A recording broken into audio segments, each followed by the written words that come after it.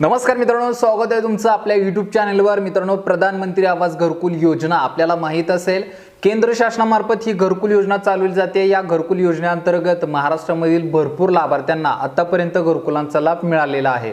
आता चालू वर्षामध्ये मित्रांनो, या घरकुलासाठी आता शासनाकडून वेगवेगळे परिपत्रक जे ते प्रसिद्ध केले जाऊ लागलेले आहेत। याच्यामध्ये आता आपल्याला घरकुल संदर्भाचा जो ड सर्वे आहे हा सुद्धा आता शासनाकडून सुरू करण्यात आलेला आहे। अतिशय महत्त्वाची अपडेट आहे। ड सर्वेसाठी भरपूर लोक प्रतीक्षित होते।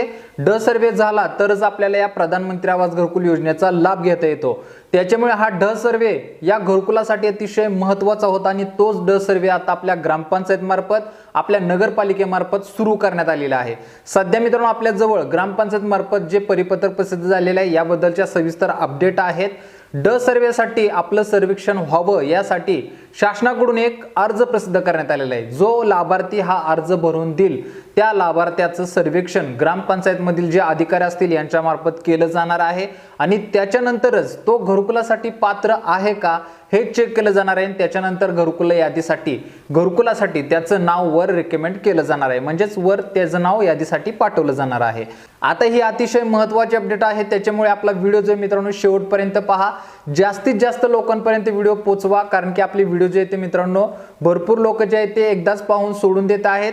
त्याच्यामुळे जे काही लाभार्थी गरजू आहेत, ज्यांना या घरकुलांची अतिशय आवश्यकता आहे, अशांपर्यंत हे व्हिडिओ पोहोचत नाहीत आणि ते लाभार्थी योजनेपासून वंचित राहतात। तर मित्रांनो, ग्रामपंचायतच्या माध्यमातून आता जे परिपत्रक प्रसिद्ध करण्यात आलेले आहे, म्हणजे जो अर्ज प्रसिद्ध करण्यात आलेला आहे त्याबद्दलची एक सविस्तर माहिती तुम्हाला या ठिकाणी मी सांगणार आहे। म्हणजेच ड सर्वेसाठी आपण कशा पद्धतीने अर्ज करायचा आहे, ग्रामपंचायतला कसं सांगायचं आहे की आमचा ड सर्वे जो आहे तो तुम्ही येऊन करा। कारण की पाठीमागे जे काही वरचे पंचायत समितीतील असतील किंवा झडपी मधील असतील जे काही अधिकारी आपल्या ग्रामपंचायतीमध्ये येत होते आणि त्यांच्या मार्फत ग्रामपंचायतचे कर्मचारी प्लस वरून आलेले अधिकारी हे दोघे मिळून आपल्या गावामध्ये फिरत होते आणि ते ग्रामपंचायतीच्या मार्फत जे लाभार्थी सुचवतील त्यांच्या जवळ जाऊन, त्यांच्या घराजवळ जाऊन त्यांचा सर्वे जो आहे तो करत होते। त्याच्यामुळे जे काही गरजू लाभार्थी होते, कामानिमित्त बाहेर असतील किंवा इतर गोष्टींसाठी जर गाव सोडून बाहेर गेले असतील तर त्यांना या सर्वेपासून वंचित राहावं लागत होतं।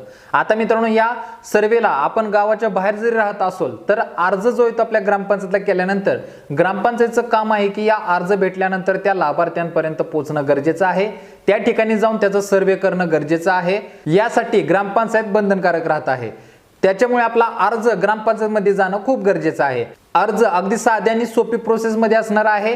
एका पेजचा हा संपूर्ण अर्ज आहे, त्याच्यामुळे तुम्हाला जास्त काही त्यामध्ये लिहायची गरज नाहीये। ऑटोमॅटिकली सरकारमार्फत सर्व छापून त्यात दिलेले आहे। फक्त तुमचं विश्लेषण, तुमची प्रोफाईल जी आहे ती व्यवस्थित त्याच्यामध्ये भरायची आहे।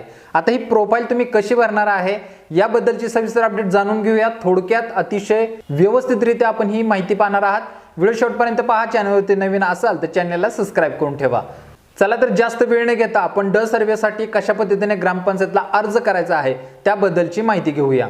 तर त्यासाठी मित्रांनो, या ठिकाणी मी स्क्रीन रेकॉर्डिंग जे सुरू करत आहे, डेस्कटॉपवरती तुम्हाला त्याबद्दलची सविस्तर अपडेट कळून जाईल। तर या ठिकाणी मित्रांनो, आपल्याला जो ड सर्वेचा अर्ज ग्रामपंचायतमध्ये जमा करायचा आहे तर त्याचा नमुना आपल्या पुढे इथं पाहायला मिळत असेल।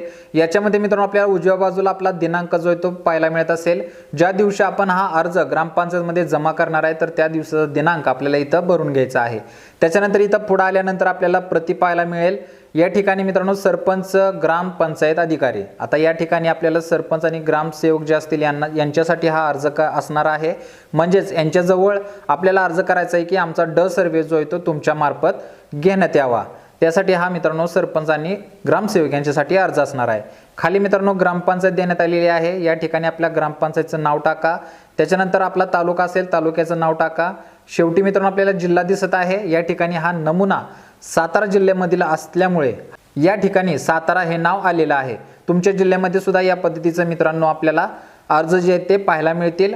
खाली आपल्याला विषय पाहायचा आहे। विषयामध्ये पाहू शकता PMAY-G आवास प्लस 2024 अंतर्गत घरकुलाच्या लाभासाठी सर्वेक्षण करण्याबाबत आमचा घरकुलासाठी ड सर्वे व्हावा यासाठी हा आपला अर्ज असणार आहे। त्याच्यानंतर पुढे मित्रांनो खाली पाहायचं आहे, खाली अर्जदाराचं नाव असणार आहे। श्रीमध्ये आपल्याला इथं पाहायला मिळत आहे। आपलं नाव भरा, त्याच्यानंतर राहणार आपल्या गावाचं नाव येईल, त्याच्यानंतर आपला तालुका जो असेल तो तालुका इथं भरून घ्यायचा आहे। खाली आपल्याला मोबाईल नंबर पाहायला मिळत असेल, आपला चालू मोबाईल नंबर जो आहे तो इथं भरून घ्यायचा आहे। त्याच्यानंतर खाली मित्रांनो आपला अर्ज जो आहे तो सुरू होणार आहे। तर अर्ज सुरू होताना आपल्याला इथं काय काय लिहायचं आहे, तर इथं ऑटोमॅटिकली सगळं आलेलं आहे.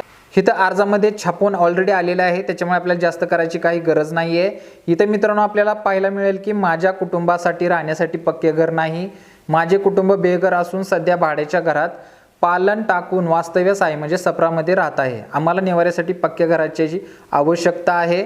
मला अगर माझ्या कुटुंबाला यापूर्वी शासनाच्या कोणत्याही गृहनिर्माण योजनेतून घर बांधण्यासाठी अनुदान मिळालेले नाही. माझ्या कुटुंबाची माहिती खालीलप्रमाणे आहे. आता आपल्या कुटुंबाची माहिती जी असणार आहे ती खालीलप्रमाणे असणार आहे. तर खाली काय माहिती असणार आहे, तर खाली सुरुवातीला मित्रांनो प्रवर्ग देण्यात आलेला आहे, म्हणजे आपला जात प्रवर्ग जो आहे तो इथं टाकायचा आहे. याच्यामध्ये SC आहे, ST आहे, VJNT आहे, धनगर आहे, OBC, SBC. आता तुम्ही ज्या जात प्रवर्गात मोडत आहात त्या जात प्रवर्गाच्या ठिकाणी आपल्याला इथं अशी बरोबरची टिक करावी लागणार आहे.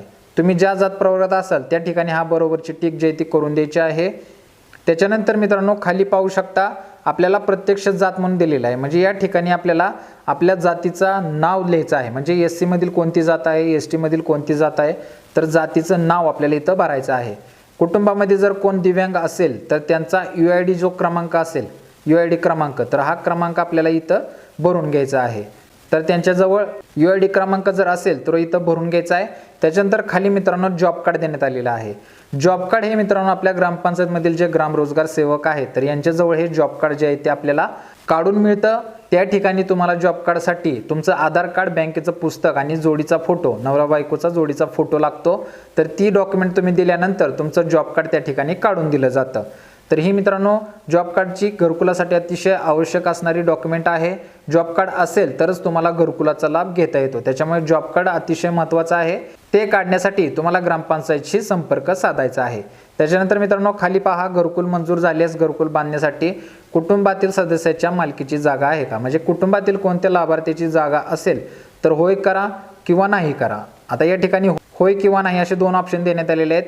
जर जागा नसेल तर मित्रांनो आपल्याला पंडित दीनदयाळ मधून जागेसाठी अर्ज करता येतो. त्या ठिकाणी आपल्याला अनुदान सुद्धा शासनामार्फत दिलं जातं. आणि जागा जर असेल तर काही घाबरायची हरकत नाही.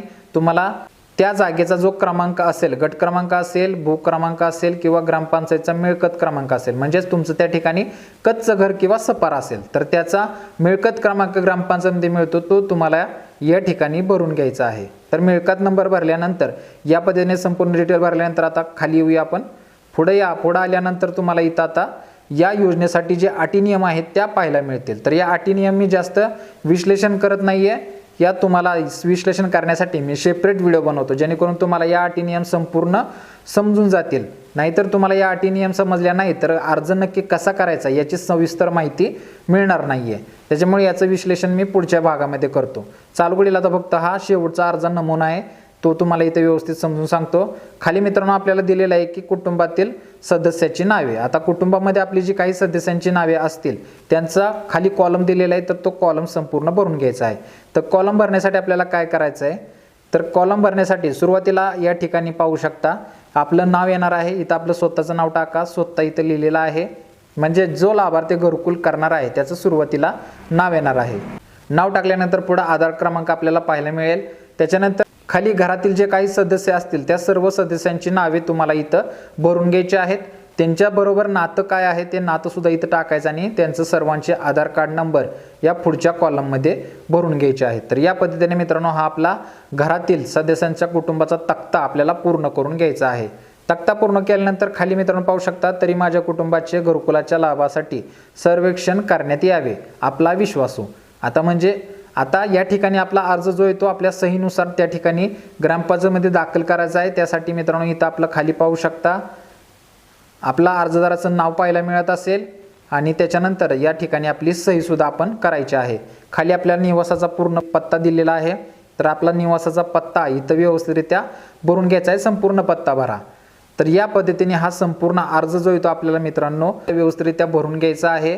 अर्ज भरून घेतल्यानंतरच मित्रांनो आपल्याला या योजनेचा लाभ जो आहे तो घेता येणार आहे, म्हणजेच आपलं सर्वेक्षण होणार आहे. सगळ्यात महत्त्वाचं, योजनेचा लाभ नंतर मिळेल, परंतु सुरुवातीला ड सर्वे आपला होणं खूप गरजेचं आहे. ड सर्वे जर झाला तरच आपल्याला योजनेचा लाभ शासनामार्फत दिला जातो. अन्यथा आपल्याला या योजनेचा लाभ घेता येणार नाहीये। तर या पद्धतीने मित्रांनो आपल्याला ड सर्व्हेसाठी ग्रामपंचायतमध्ये अर्ज दाखल करायचा आहे। पूर्वी अशा पद्धतीचे अर्ज दाखल केले जात नव्हते, डायरेक्ट अधिकारी येऊन आपले सर्व्हे जे ते करून घेत होते। परंतु आता या अर्जाची सिस्टीम शासनामार्फत सुरू करण्यात आलेली आहे, जेणेकरून कोणताही लाभार्थी घरकुलापासून वंचित राहू नये। तर ही मित्रांनो चालू घडलेली एक अतिशय महत्त्वाची अपडेट होती, तुमच्यापर्यंत पोहोचणं गरजेचं होतं। भरपूर लाभार्थी घरकुलापासून अजूनही वंचित आहेत।